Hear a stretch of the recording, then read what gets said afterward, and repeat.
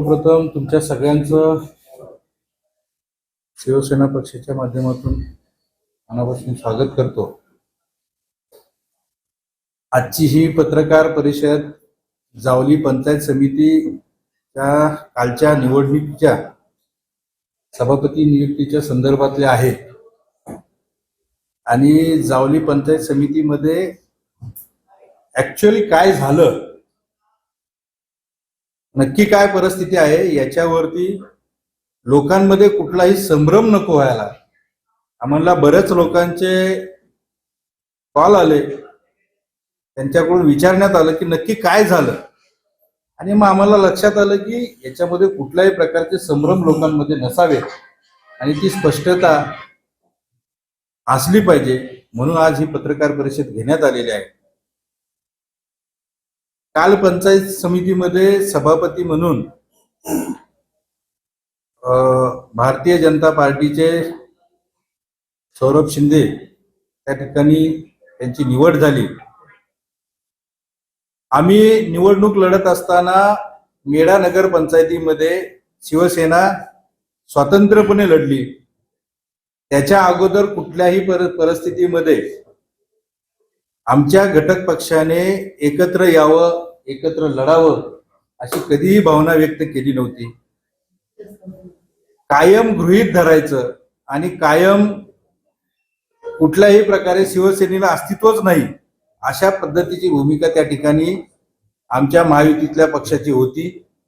आणि जिल्हा परिषद पंचायत समितीसाठी त्याच पद्धतीने त्यांची भूमिका होती की यांच्यामध्ये कुठल्याही प्रकारे हे निवडून येऊ शकत नाही, शिवसेनेची ताकद नाही अशी भावना त्यांची होती। आणि असं असताना त्या ठिकाणी काल निवडणूक झाली सभापतीची, त्या जो मतदारांनी कौल दिला, आज 84 गावांचा एक गट शिवसेनेने घेतलेला आहे जावली तालुक्यातला, म्हणजे अर्धा मतदारसंघ शिवसेनेच्या त्या ठिकाणी पाठीमागे खंबीरपणे उभा राहिला।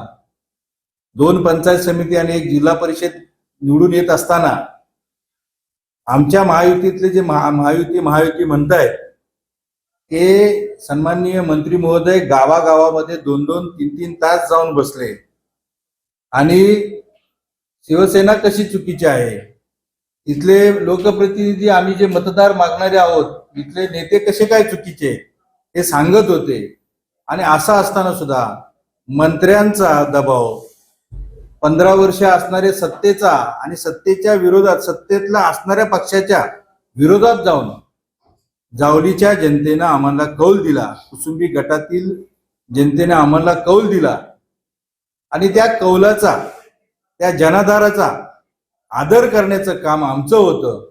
आणि आमची भूमिका पहिल्या दिवसापासून ठाम होती की ज्या जनतेनं आम्हाला ह्या सत्तेच्या विरोधात जाऊन सुद्धा जो कौल दिलेला आहे त्याच्याशी प्रतारणा करायची नाही, ही आमची ठाम भूमिका होती। आणि जावलीतल्या जनतेशी गद्दारी करायची नाही, जनतेशी धोकेबाजी करायची नाही, ही आमची भूमिका ठाम होती। सत्तेसाठी वाटेल ते करायचं, सत्तेसाठी कुठल्याही थराला जायचं, ही भूमिका जावलीतून आम्ही मोडीत काढायची हे आम्ही ठरवलेलं होतं।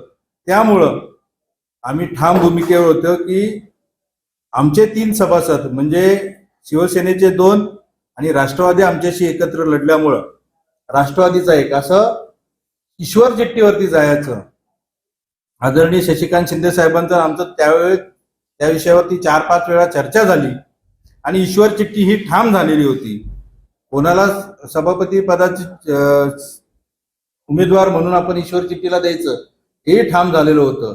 असं असताना या कालच्या सभापती निवडीमध्ये अचानक, आता मी काल मंत्री महोदयांचा बाईट ऐकला तो, त्याच्यामध्ये असं म्हणतायत मंत्री महोदय की शशिकांत शिंदे साहेबांनी आमचं अगोदर सगळं बोलणं झालेलं होतं, त्यांची सकारात्मक भूमिका होती। मग त्यांचं अगोदर बोलणं झालं तर आम्हाला अंधारात ठेवण्याचं कारण काय होतं, आणि आम्हाला अशा पद्धतीनं फसवण्याचं कारण काय होतं?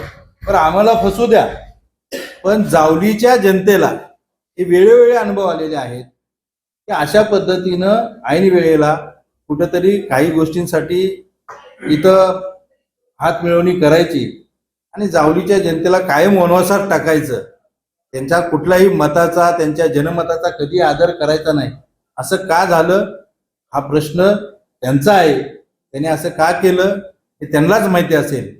पण हा संभ्रम आम्ही या ठिकाणी पूर्णपणे संपवतो की जावलीच्या जनतेच्या जनमताशी आम्ही कायम ठाम होतो.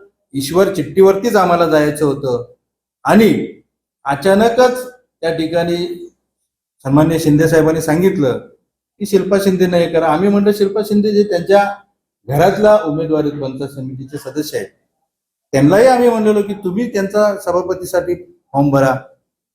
परंतु तसं न होता त्या तिथून पुन्हा मला वाटतं काहीतरी निघून गेल्या आणि पुन्हा आल्या आणि तटस्थ राहिल्या आणि 3 आणि 2 अशा पद्धतीनं भाजपचा विजय झाला. ही खरी वस्तुस्थिती. जावलीच्या जनतेला जाण्यासाठी आम्ही या ठिकाणी ही पत्रकार परिषद घेतली.